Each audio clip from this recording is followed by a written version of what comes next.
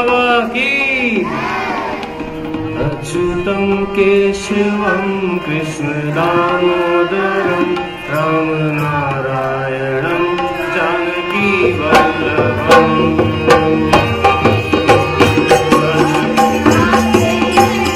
कौन कहते हैं भगवान नाचते नहीं,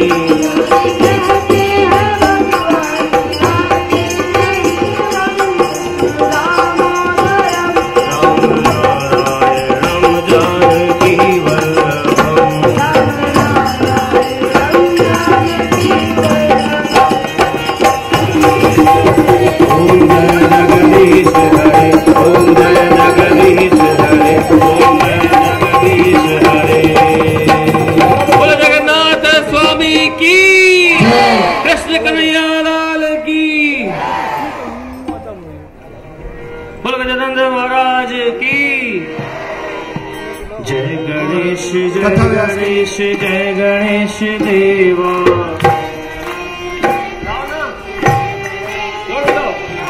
माता जकी पार्वती पिता महादेवा।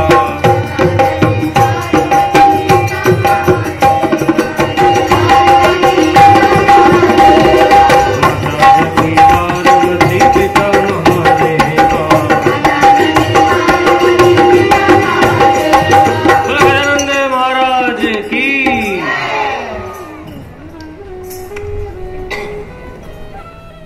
आपने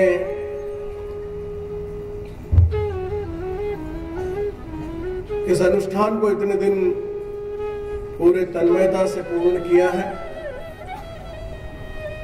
कल पूर्णाहुति है और बहुत अद्भुत कल का दिन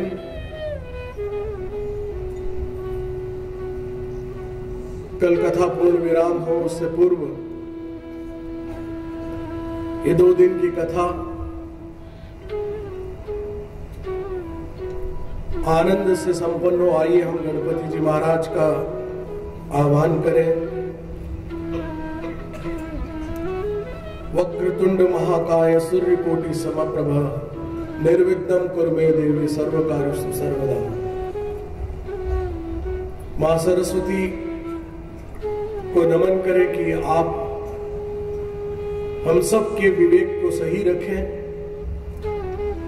हम इस कथा के श्रवण को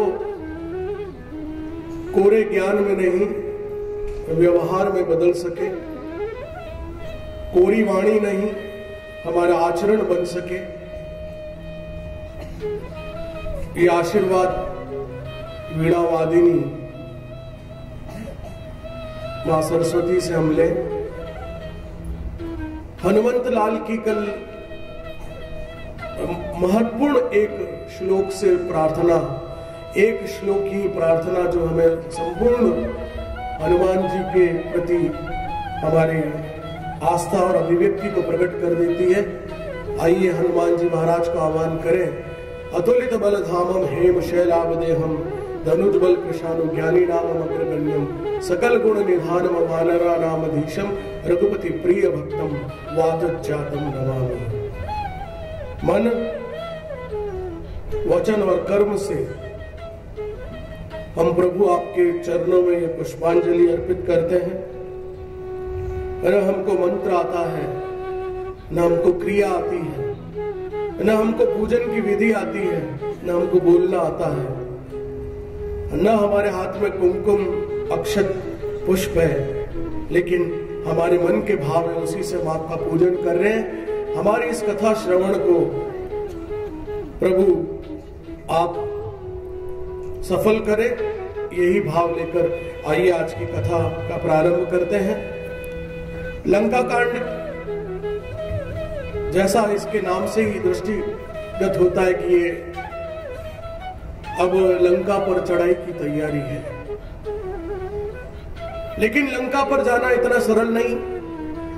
इतने वानरों को लेकर किसी नौका में बैठकर जाना संभव नहीं। अगर नौका में लेकर जाएंगे तो कितने दिन तक, 100 योजन पूरे।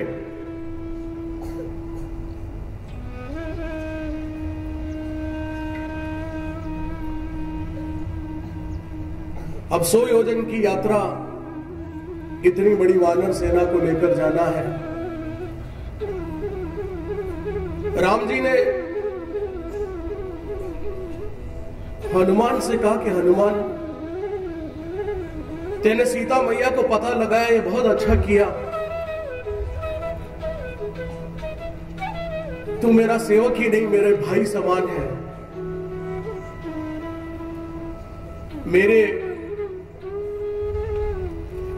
मेरे वंश में 71 पीढ़ियां, 71 पीढ़ियों बाद ये रघुवंश समाप्त हो जाएगा, लेकिन हनुमान तेरा यश, तेरी कीर्ति और तू सदैव जीवित रहेगा।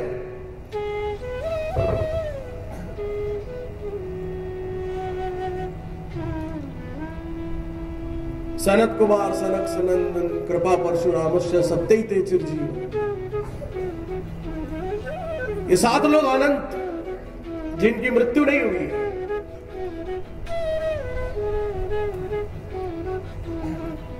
हनुमान जी के लिए कहा कि जब तक इस भूमंडल पर, इस ब्रह्मांड में राम कथा होती रहेगी, हनुमान तुम वहां सदैव उपस्थित रहोगे। ये राम जी के आशीर्वाद के बगैर हनुमान जी राम कथा भी नहीं सुन सकते।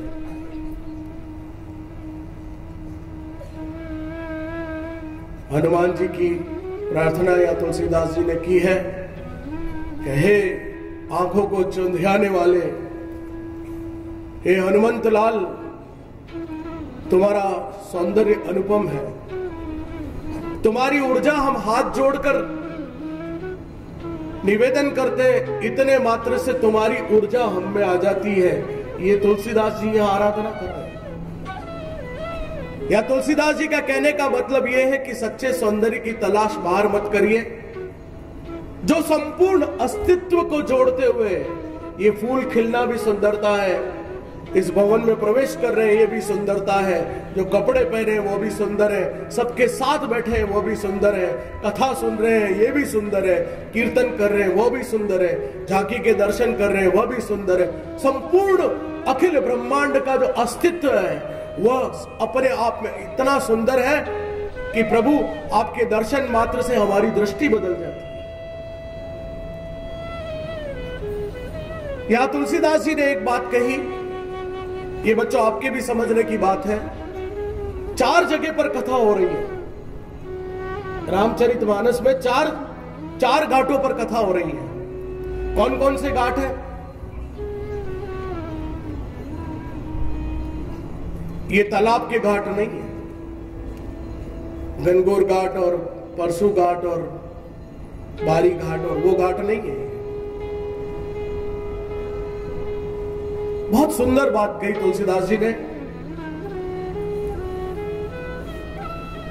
शिव और पार्वती के बीच श्रोता कौन है? पार्वती जी। कथा कौन कर रहा है? शिव। किसको सुना रहे हैं? केवल एक श्रोता, पार्वती मात्र, और कोई नहीं। ये ज्ञान का घाट है। ज्ञान घाट पर कथा हो रही है, ज्ञान दे रहे हैं पार्वती जी को। कौन दे रहे? साक्षात शिव दे रहे हैं। दूसरा, याज्ञवल्क भारद्वाज ऋषि को कथा सुना रहे हैं। ये कर्म का घाट है। तीसरा, गरुड़ जी को काकभूषुंड जी, ये काकभूषण कौवे का रूप उनको मिला है। बहुत बड़े ज्ञानी आदमी थे, लेकिन बहुत बोल बोल करते थे, केवल शिव की आराधना करते थे। एक दिन गुरु ने उनको ज्ञान दिया था, शिव आराधना में लीन, शिव की भक्ति करने वाला, उसको कौन शाप दे सकता है? लेकिन गुरु आए और वो नहीं खड़े। इसे समझना बच्चों, जिस बच्चे को, जिस व्यक्ति को अपने ज्ञान पर अहंकार हो जाए कि मेरे जैसा ज्ञानी नहीं, ये टीचर क्या पढ़ाता है। जो गुरु का अपमान करता है उसका तर्पण भी नहीं होगा।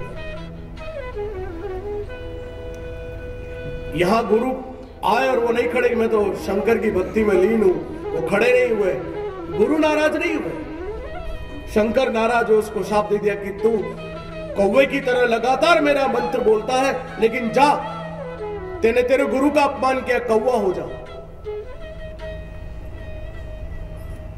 ये काकभूषण जी कौवे हुए और उनको फिर ज्ञान उपलब्ध हुआ। शिव ने कहा कि जो राम की भक्ति नहीं करता वो मेरा अनुग्रह, मेरा प्रेम नहीं प्राप्त कर सकता।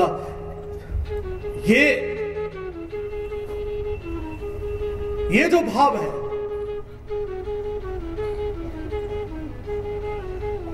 कि जो ईश्वर में भेद करता है। मैंने कल बताया आपको, मैं तो शिव का अनन्य भक्त हूं, राम जी की क्यों हाथ जोड़ूं, या मैं राम का अनन्य भक्त हूं, मैं शिव में क्यों हाथ जोड़ूं। ये जो द्वेष, ये दो भाव जो रखता है, वो किसी की भी अनुग्रह को, किसी भी ईश्वर के अनुग्रह को प्राप्त नहीं कर सकता। इसलिए उपासना भेद भले ही हो सकता है, लेकिन ईश्वर में भेद कभी मत रखिए। चाहे वो हिंदू है, मुसलमान है, क्रिश्चियन है, सिख कोई अलग से सब धर्म नहीं, न जैन अलग से धर्म है। ये आधुनिक युग की देन है, ये इस युग की देन है। ये सब संप्रदाय है, धर्म तो एक ही है, सनातन धर्म। और सनातन धर्म से भी बड़ा कोई धर्म है तो वो एक ही धर्म है, वो है मानव धर्म। इसलिए राम कथा किसी हिंदू की कथा नहीं है, ये मानव मात्र की कथा है। यहां काकभूषण जी गरुड़ जी को कथा सुना रहे हैं, ये भक्ति का घाट है। ये तीसरा जो घाट है, ये भक्ति का घाट है। और तीसरा जो है, इसके बाद जो सबसे महत्वपूर्ण घाट है, जहां हम सब बैठे हुए हैं, वो है तुलसीदास जी कथा सुना रहे हैं। और सुनने वाले कौन है? हम सब हैं, हम सब शरणागति है। क्या है? शरण में है प्रभु राम के। हम तेरी शरण है प्रभु, हम ये कथा सुन रहे हैं, तेरे घाट पर बैठकर सुन रहे हैं, हमें शरण में ले लो प्रभु। ये भाव, इन चार घाटों पर जो कथा हो रही है, यहां लंका कांड में अब शिव जी स्वयं साक्षात प्रकट होते हैं। कहां होते हैं हम आगे चर्चा करेंगे। पार्वती का प्रसंग, पार्वती जी के बारे में यह सोचा जा सकता है कि उन्होंने राम पर संदेह किया, लेकिन उन्होंने राम पर संदेह नहीं किया था। वो राम पर संदेह इसलिए किया कि शिव जी ने जो अपने कंठ में 1 करोड़ श्लोक की राम कथा या आसीन की हुई थी, उसको कैसे निकाले। वो बोलते ही नहीं, मन ही मन कर रहे, गुनगुन भंवरे की गुंजन। हाँ, भंवरे की गुंजन है मेरा दिल। तो भंवरे की गुंजन दिल में कैसे हो सकती है? यानी मन ही मन गुनगुना रहे हैं। भगवान भोलेनाथ भंवरे की गुंजन की तरह उस राम कथा को अपने हृदय में खुद ही गुनगुना रहे हैं। वो निकले कैसे? वो गुंजन शब्द में कैसे प्रकट हो? वो गीत कैसे बने? वो संगीत में कैसे प्रस्फुटित हो? दुनिया में जो नाट्य शास्त्र है, ये नृत्य है, ये भरत मुनि ने बाद में अडॉप्ट किया। इसके प्रणेता कोई है तो वो भगवान शिव है।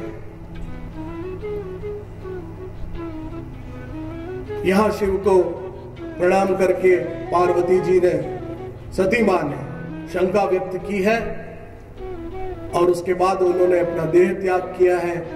क्योंकि उन्होंने सीता मां का रूप धरा, इसलिए भगवान ने उनका त्याग कर दिया, तो वो कैसे वापस उनको स्वीकार करें। इसलिए उन्होंने अपने देह का त्याग करके पार्वती के रूप में जन्म लिया। 4 घाट पर जो शंकाएं हैं, अब यहां तुलसीदास जी ने बहुत सुंदर बात कही। मैं नहीं कह रहा हूं, ये कोई गलतफहमी न पाले कि आपने कथा में हमारे लिए ऐसा कह दिया। ये तुलसीदास जी कह रहे हैं, सुनिएगा। हम 3 लोगों को नहीं समझा सकते। मेरा व्यक्तिगत विचार क्या है, वो अलग हो सकता है। ये राम कथा में शंकर जी कह रहे हैं, वो सती को नहीं समझा सके। यानी कौन है सती? सती कौन है?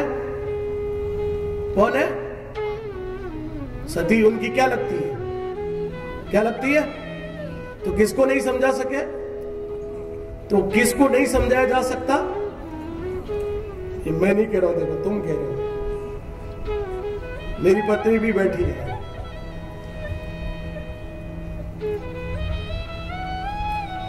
उनको मैं समझा सकता हूं, ऐसा कुछ नहीं। लेकिन ऐसा कहते हैं शंकर कि मैं सती को नहीं समझा सका। तुलसीदास जी कहते हैं कि 3 लोगों को नहीं समझाया जा सकता। पहला, पत्नी को नहीं समझाया जा सकता। उसको आप कितना ही कर लो।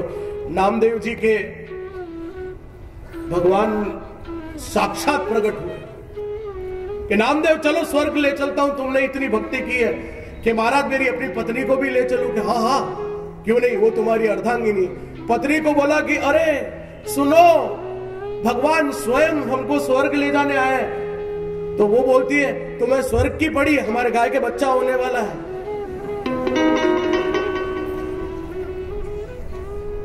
मेरी तो गाय के बच्चा होने वाला और तुम्हें स्वर्ग में जाने की पड़ी है। अब कूतर की महिला कह सकती है कि वो बिल्कुल सही है, बेचारी गाय को छोड़ के कहां जाएगी। ये कूतर की। परम गंग को छाड़ के दुर्मति कूप खनाए। जो दुर्मति होता है, जिसकी बुद्धि भ्रष्ट होती है, वो गंगा बह रही है, उसमें मुंह नहीं धोता है, उसमें हाथ नहीं धोता, उसका जल नहीं पीता। क्या करता है? कुआं खोदना शुरू करता है। भाई कुआं क्यों खोद रहा है? पानी के लिए। अरे मूर्ख, गंगा बह रही, उसमें से पीना पानी।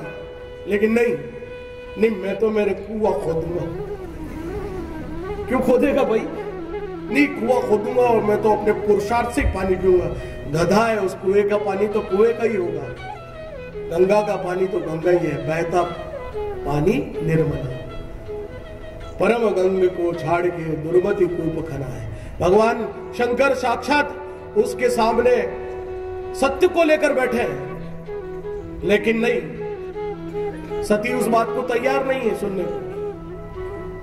दूसरा, किसको नहीं समझाया जा सकता? पड़ोसी को नहीं समझाया जा सकता। आप कितने ही विद्वान हो। हाँ, एक बार क्या हुआ कि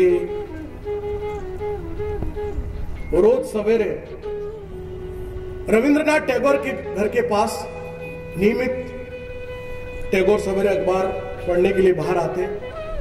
उनका पड़ोसी उनसे बहुत रहता था,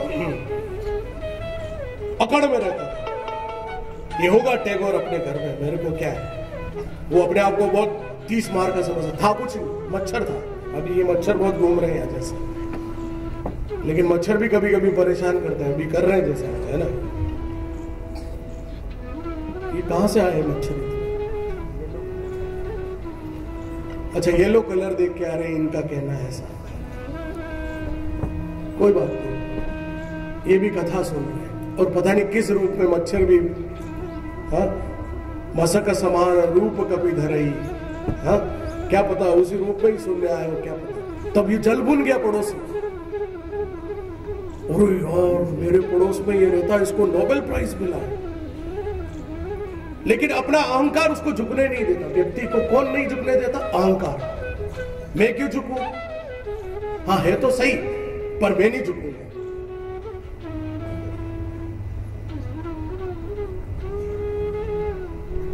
नोबेल प्राइज मिला। अब सुनना, बहुत सुंदर बात है, मुझे बहुत अच्छी लगी ये बात। नोबेल प्राइज लेने के बाद रविंद्रनाथ टैगोर चलकर अपने घर आते हैं। सबसे पहले अपने पड़ोसी के घर जाकर उसके चरण छूते हैं। पड़ोसी उस दिन दहाड़े मार के रोता है कि मैं तुमको कितना गलत समझता रहा कविंद्र। आज तुमने, वो उनके चरण में गिरे और वो पड़ोसी उनके चरणों में गिर गया। क्षमा करें। जो नहीं झुकता है उसके सामने आप झुक जाओ, आप बड़े हो जाओगे। लघुता से प्रभुता मिले, ये कल हमने चर्चा की। तो पड़ोसियों को नहीं समझाया जा सकता। और तीसरा, किसको नहीं समझाया जा सकता? परिवारजन और कुटुंबियों को। हम जानते हैं इनको, अरे ठीक है, बड़ा नोबेल प्राइज लिया होगा, हमको पता है। तो 3 जनों को नहीं समझा सकते। ये मैं नहीं कह रहा हूं, राम कथा कह रही है। पत्नी को नहीं समझाया जा सकता, पड़ोसी को नहीं समझाया जा सकता, कुटुंबियों को, परिवारजन को। आपको सब दुनिया सम्मान कर लेगी, परिवारजन सम्मान नहीं देंगे, वो आपकी कमियां ही ढूंढेंगे। कथा को आगे बढ़ाते हैं। राम कथा में, श्री रामायण जी में ये नहीं है, लेकिन कदम्ब रामायण में इसका उल्लेख आता है कि दशरथ की पत्नी यानी राम जी की माता कौशल्या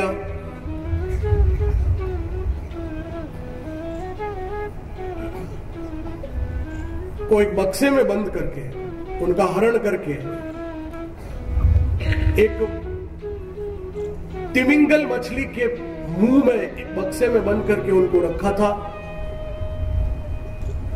क्योंकि रावण को यह पता चला था कि इसकी कोख से जो बालक उत्पन्न होगा वो तेरे मृत्यु का कारण बनेगा।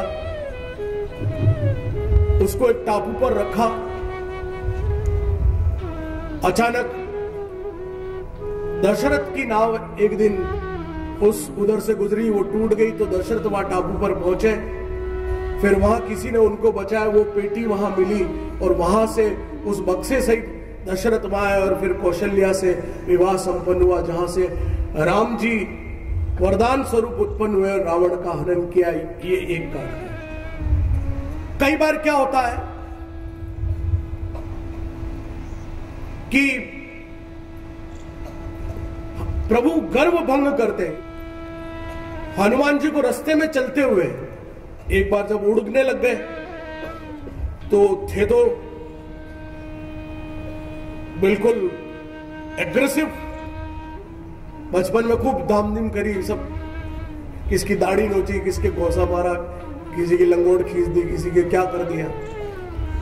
तो वापस वो पावर लौट आई। तो बीच में उड़ते उड़ते उनके दिमाग में ये आई, मेनाक को नमस्कार किया।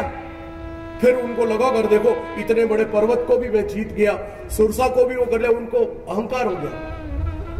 अहंकार नहीं, वो गर्व हुआ, अरे मैं राम जी का काम करूं, मुद्रिका उनके। फिर उनको थोड़ी सी प्यास लगी, पानी वानी पी लेते। तो थोड़ा सा नीचे उतरे, एक पर्वत पर गए तो वहां बैठे हुए थे कौतुक मुनि। कौन बैठे थे? ये बहुत अच्छा प्रसंग है, आपको कोई बताएगा नहीं, मैं बताता हूं, ये शोध है मेरे। कौतुक मुनि ने उतरे और उन्होंने कहा, जलाशय का वो रहा कि महाराज मैं राम काज में जा रहा हूं, ये मेरी अंगूठी आप रख लो। तो कौतुक मुनि ने ज्यादा भाव नहीं दिया, उनका इसमें डाल दो, ये कमंडल पड़ा इसमें डाल दो। डाल दी, पानी पी के आए। अब वो छुए आए, उन्होंने देखा कि मेरी अंगूठी कहां है। कि महाराज मेरी अंगूठी कहां है? कि इसमें पड़ी देख ले, 1 2 3 4 5 6 7 8 9 100 अंगूठियां। कि महाराज इसमें तो 100 अंगूठियां एक जैसी है। कौतुक मुनि बोलते हैं, या तेरे जैसे रोज एक हनुमान आता है, मूर्ख, अपनी कौन सी तू खुद ढूंढ ले। क्या कहा?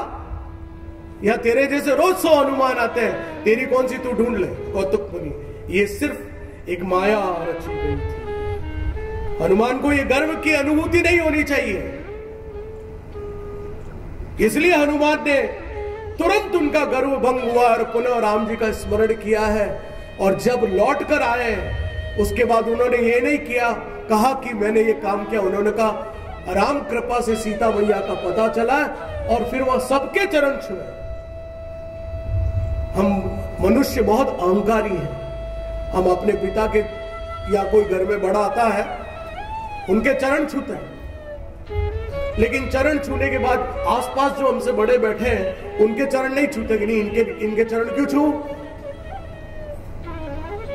अहंकार। या हनुमान जी ने कहा गर्व भंग करो, जिसको नहीं जानते कोई बात नहीं, लेकिन वो तुमसे बड़ा है तो उसके चरण छूइए, आशीर्वाद लीजिए। यहां राम कथा आगे बढ़ती है। सहस्त्र मुद्रिकाओं की बात रामायण जी में कही गई है, लेकिन राम जी उत्साही है। यहां बहुत अच्छी बात की मैनेजमेंट की, ये आपको भी समझने की बात है। उत्साहहीन बैठ गए कि अरे यार कैसे जाएंगे 100 योजन लंका। राम जी निराश होके एक पेड़ के नीचे बैठ गए। जब आपका कोई मित्र निराश होकर बैठे, मित्रता का सूत्र दे रहा हूं बंधुओं, माताएं बहनें सभी ध्यान दें कि जब कभी कोई निराश हो जाए, आप उसके साथ निराश मत होना, उसका संबल बढ़ाने के लिए उत्साह बढ़ाना। अरे तुम ये कर सकते हो, तुम क्यों निराश होकर बैठे हो, कोई बात नहीं, हुआ तो चलो आओ, उसको खुश करने का प्रयास करना। होता उल्टा है। अब क्या करते हैं कि वो निराश होकर बैठे, अपने मुंह लटका बैठ गए, बेचारे के साथ बहुत गड़बड़।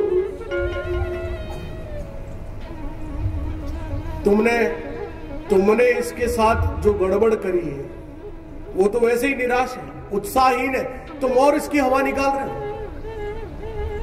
हाँ नहीं, अरे क्या कर रहे हो, कमाल कमान, चेयर अप।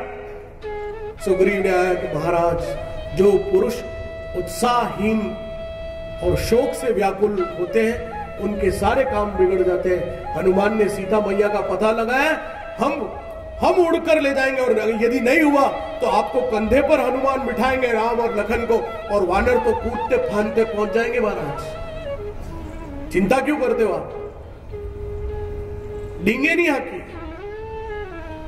डींगे हाँकने का काम आगे आएगा। रावण के सारे कलाकार नशे में धुत होकर पुंगी फूंक देंगे। महाराज आप तो हाँ किधर पुंगी फूंकते वो आगे बताएंगे। अब लंका का वर्णन किया है रामचरितमानस में कि 4 बड़े दरवाजे हैं, प्रबल यंत्रों से युक्त, बड़े बड़े तार लगे हुए, वो जैसे पुराने अपने आज भी दरवाजे ऐसे ही होते हैं। अपने स्वरूप सागर के जो पुराने लोहे के किमाड़ हैं, इनको काले किमाड़ बोलते हैं आज भी, क्योंकि काला रंग है, तो उनका नाम यही पड़ा हुआ काले किमाड़। और काले किमाड़ खुल गए। हाँ काले किमाड़ खुल गए मतलब वो अभी भी इतने हैवी है। आज भी साइंस कितनी एडवांस हो गई, लेकिन इनको खोलने के तरीके तो वही है। अब माही डैम में जाइए तो वो भी इसी तरह खुलेंगे, बड़े बड़े लोहे के रस्सों से उनको अप और डाउन किया जाता है। भले वो मोटराइज्ड है लेकिन सिस्टम तो वही है। तो उस समय भी रस्सों के लोहे के दरवाजे थे। लंका पूरी चारों तरफ से खाई से प्रोटेक्टेड थी, खाई बनी हुई थी चारों तरफ, और उसमें मगरमच्छ और जहरीले जानवर छोड़े गए थे। यदि कोई कूदने की कोशिश करे तो लड़ने की जरूरत ही नहीं है। हरिओम तत्सत, ओम शांति। हाँ, और उनके ऊपर इतने बड़े बड़े चम्बच नहीं होते, वैसे यूं उनमें गोले रखे जाते थे आग के, और फिर वो खींचते थे और यूं जाके आगे गिरते थे। ऐसे आग के गोले थे। इसका वर्णन किया है राम कथा में। फिर दीवार पर कांटे लगाए हुए थे, बड़े बड़े कांटे लोहे के तार जैसे, और परकोटा लेकिन जो था वो सोने का था, इसलिए उस लंका का नाम सोने की लंका था। अब यह विलाप कर रहे हैं। तुलसीदास जी ने कहा, बहुत सुंदर बात कही, रकार से, र मतलब राम, रकार से लंका कांड प्रारंभ हुआ है और रकार से ही इस लंका कांड का अंत हुआ है। राम कामारी नाहिन आन आधार, र से शुरू हुई और र पर ही लंका कांड समाप्त हुआ है राम द्वारा। अब यहां पर सब लोगों ने कहा क्या करें कि नल नील को बुलाओ।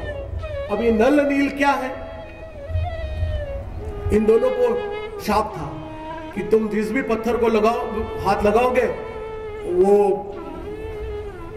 लगेगा ही नहीं मकान में, क्योंकि पानी होगा तो वो हल्का हो जाएगा और वो तैरने लगेगा।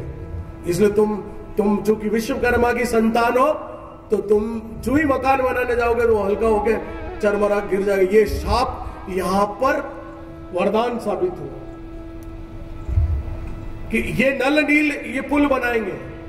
लेकिन उससे पहले राम जी को विलाप करे तो क्रोध आया बहुत जबरदस्त। यहां बहुत कम क्रोध आता है राम जी को, लक्ष्मण को आना चाहिए, लेकिन लक्ष्मण तो बैलेंस करने में लगे हुए हैं। भगवान को क्रोध आ गया तो बैलेंस कौन करेगा? शेषनाग बैलेंस करने के लिए तैयार है। राम जी को क्रोध आया, उन्होंने धनुष की टंकार खींची है।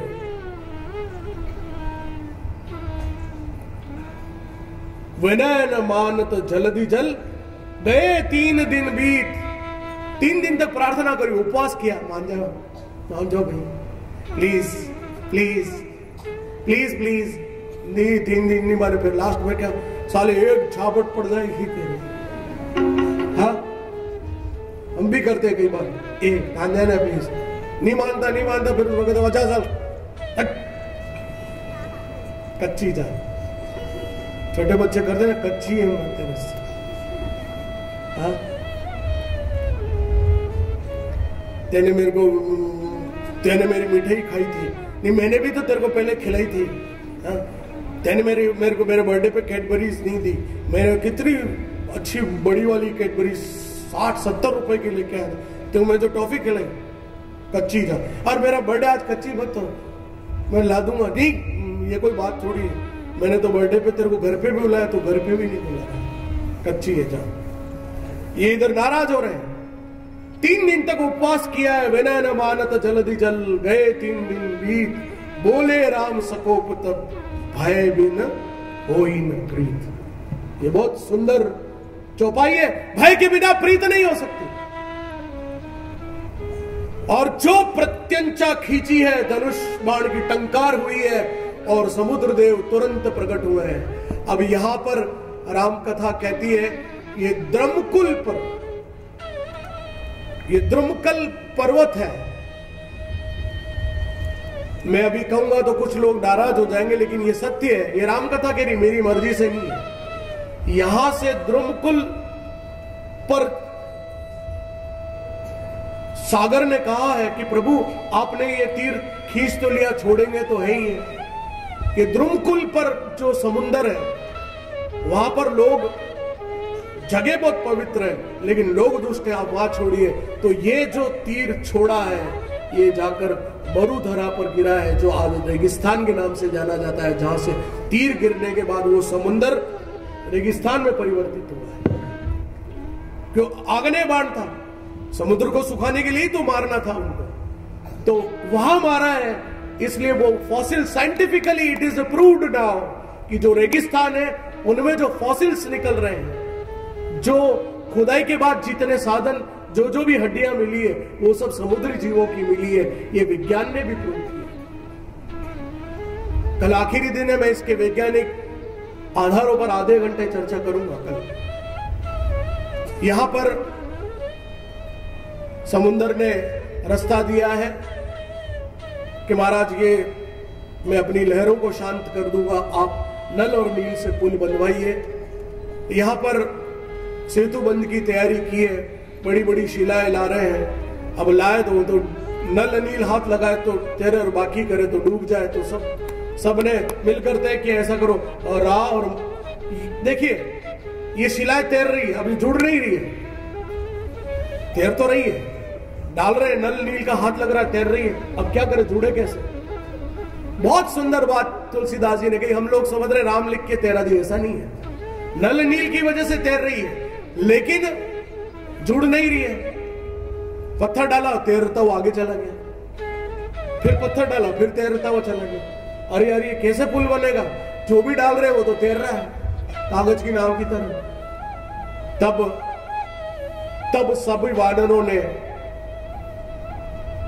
मिलकर तय किया। जामवंत बड़े समझदार आदमी, हनुमान जी और सब ने मिलकर तय किया, इस पत्थर के पीछे एक पे रा लिखो और एक पे म लिखो। एक पे राम नहीं लिखा है, एक पे रा लिखा है, एक पे म लिखा है।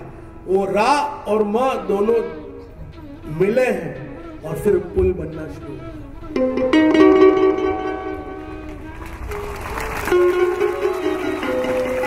यही जीवन का सार तत्व है, जहां रा और म मिल जाते हैं, जहां जुबान ये राम बोलती है और दिल में भी राम होता है। कहने का मतलब ये कि मुंह में भी राम हो, बगल में भी राम हो, तो ही जीवन का पुल बनता है और हम जीवन की इस यात्रा को पूर्ण कर पाते हैं। ये राम कथा कह रहे हैं। अब इधर हनुमान जी भी आनंद कर रहे हैं, राम जी भी खुश हो रहे हैं कि चलो अब पुल बनना शुरू हो गया, काम हो गया, गुड। यहां पर एक प्रसंग आता है बहुत सुंदर। एक गिलहरी भी वहां खड़ी है, वो बार बार पूंछ में थोड़ा सा समुद्र का पानी लाती है, बाहर पूंछ हिलाती फिर जाती है, पूंछ हिलाती फिर जाती है।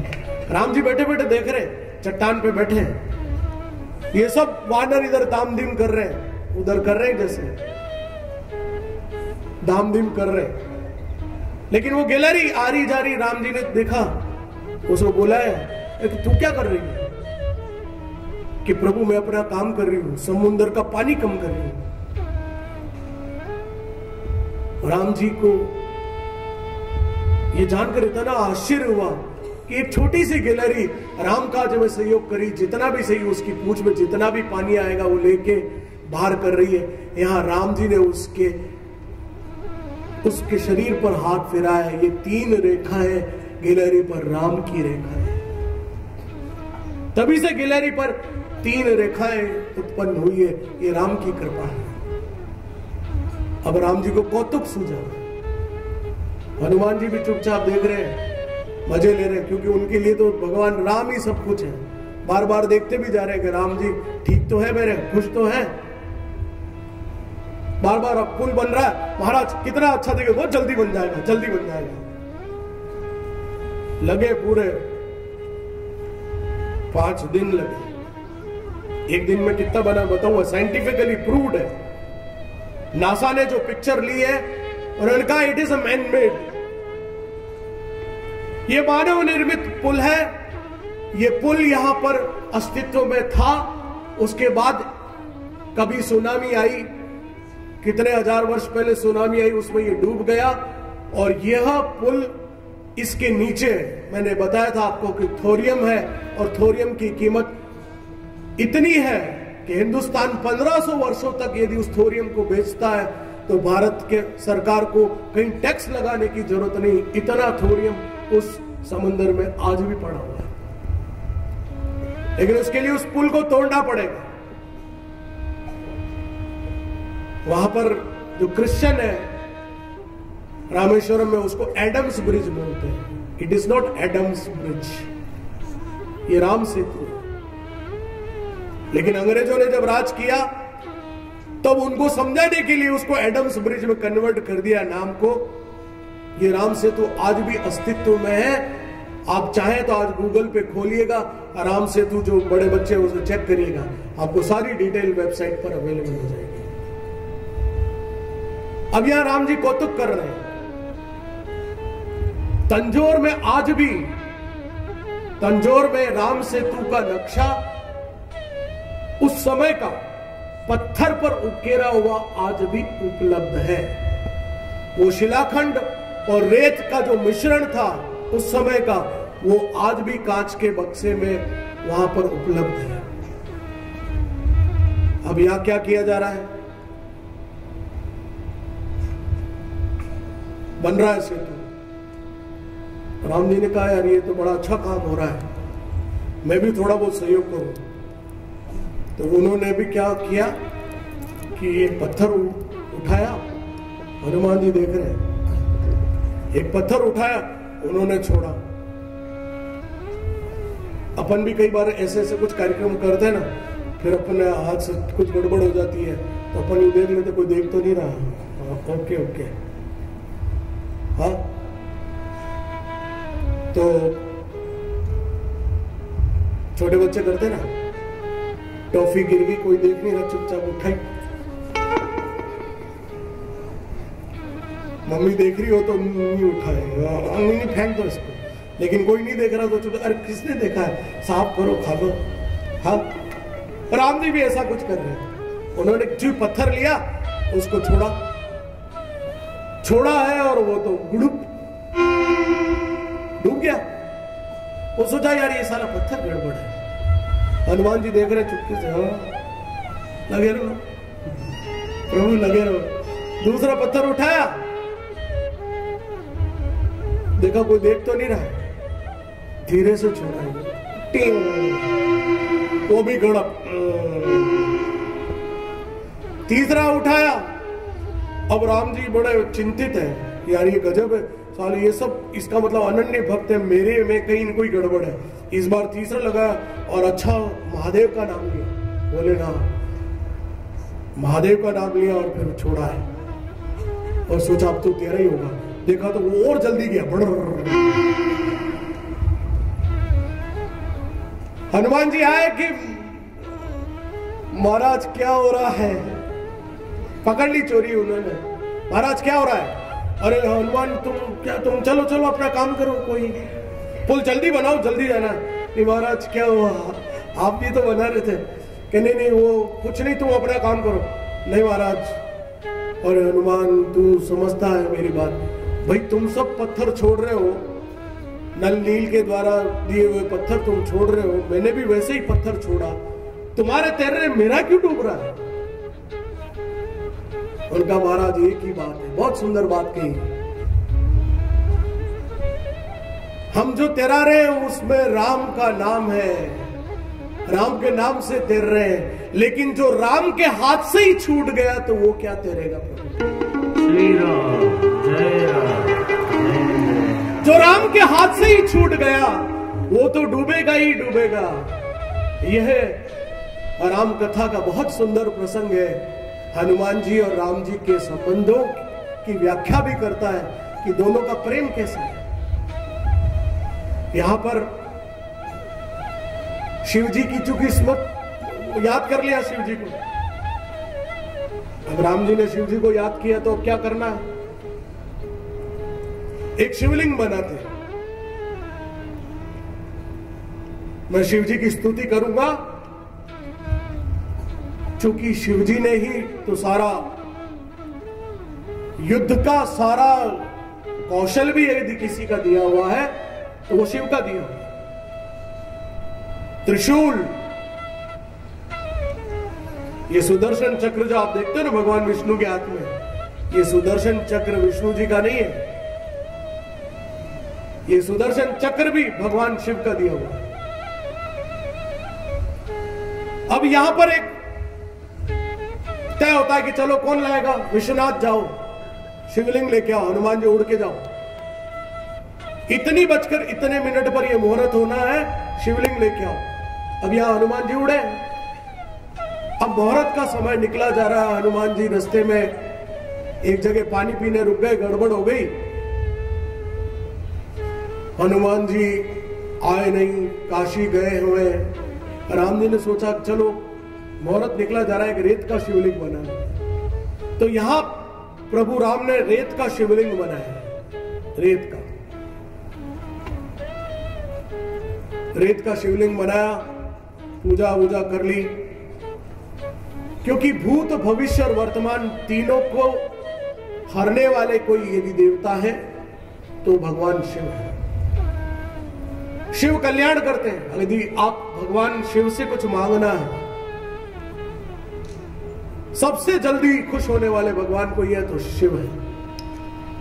संसार के वैभव देने वाले खुद भभूत में रहते हैं, धन चाहिए, दौलत चाहिए, वैभव चाहिए, कुछ भी चाहिए, ऐश्वर्य चाहिए, शादी नहीं हो रही, शादी, लड़की मांगनी, लड़का मांगना, कुछ भी मांगना है भोलेनाथ से। खुद कुछ नहीं है उनके पास, लेकिन वो देते सब, प्रदाता है, कल्याण करने वाले। यहां बहुत सुंदर श्लोक लिखा है तुलसीदास जी ने, तो तत्वम न जानामि कीदृशो हसी महेश्वर, यादृश्योसी महादेव तादृश्य नमो नमः। जो खुद कुछ नहीं रखते लेकिन दूसरों को सब देते, ऐसे शिव है। देवताओं ने पूछा कि आप है क्या? आखिर आप हो क्या? मैं अनित्य हूं, मैं ब्रह्मांड हूं, मैं भूत हूं, मैं भविष्य हूं, मैं दिशा हूं, मैं स्त्री हूं, मैं पुरुष हूं, मैं गायत्री हूं, मैं जल हूं, मैं तेज हूं, मैं प्रकाश हूं, मैं ओज हूं, मैं ग्रह हूं, मैं सब कुछ मैं हूं। ये शिव है और वो सारी शक्ति का एक त्रिशूल में। इसलिए हम क्या लगाते हैं? त्रिपुंड लगाते हैं। शिव का तिलक करते हैं तो यूं नहीं करते, यूं करते हैं। भूत भविष्य और वर्तमान तीनों सुधर जाए हमारा, इसलिए त्रिपुंड लगाते हैं। पुल बांधा है, 5 दिन लगे, परफेक्ट कैलकुलेशन है, साइंटिफिकली प्रूव्ड है। सॉफ्टवेयर से इसको एनालिसिस किया गया। उस पुल को नीचे से एनालिसिस करके जब चेक किया गया तो उसके ये जो दिन बताए गए हैं ये बिल्कुल एक्यूरेट बैठे। साइंस ने इसको मान लिया। पहले दिन 14 योजन 100 योजन था, दूसरे दिन 20 योजन, तीसरे दिन 21 योजन, चौथे दिन 22 योजन और पांचवें दिन 23 योजन। इस तरह 100 योजन का पुल बांधा है। अब यहां पर हनुमान जी को बोला भाई माल कम पड़ गया है, सीमेंट रेती गारा कम पड़ जाता, लेने दौड़ते फटाफट फोन करते आजकल तो। हनुमान जी बोला आप लेके आओ। तो एक पर्वत उठा के लाए थे उस समय हनुमान जी। इस बीच पुल पूरा हो गया तो उस पहाड़ को उन्होंने नीचे रखा तो वो पहाड़ देखा प्रभु की सेवा में मैं आया हूं, ये तो गलती हो गई आपसे। तो राम जी ने उनको आशीर्वाद दिया उस पर्वत को कि अभी तो मैं तेरी सेवा नहीं ले रहा हूं, लेकिन कृष्ण अवतार में जब इंद्र का दर्प समाप्त करूंगा तब गोवर्धन पर्वत के रूप में तुम्हें उठाऊंगा। ये वही गोवर्धन पर्वत है जिसे हनुमान जी ने वहां रखा और बाद में कृष्ण ने अपनी उंगली पर उठाया है। बोलो कृष्ण कन्हैया लाल की। यहां पर शिव पार्वती प्रकट हुए हैं, दोनों एक दूसरे को प्रणाम कर रहे हैं। ये बहुत सुंदर बात है। अर्धनारीश्वर रूप में प्रकटे। क्या बोला है भगवान ने? रामस्य ईश्वर यश रामेश्वर। जो राम का ईश्वर है वो रामेश्वर है। शिव जी क्या बोल रहे हैं? राम ईश्वर यश सह रामेश्वर। राम ईश्वर है वही रामेश्वर। इधर हनुमान जी गए, तब तक आ गए, शिवलिंग हो गया, अभिषेक हो गया, मंत्रोपचार हो गया, षोडशोपचार पूजन हो गया। अब हनुमान जी को बुरा लग गया। आपके भी बुरा लगता है, कोई काम करने जाओ उससे पहले कोई निपटा दे, आप बड़ी मुश्किल से मेहनत करके लाओ, मैं तो इतनी मुश्किल से लेके आया, ये क्या बात हुई है? आपको बुरा लग जाता है। कोई चीज मंगाओ, मैं भी लेके आता हूँ और पहले से फिर कोई पास में दे दे, आप करने लग जाओ, मैं तो कितना दौड़ के गया, कमाल है, ये क्या बात हुई यार? यानी मेरा श्रम व्यर्थ किया।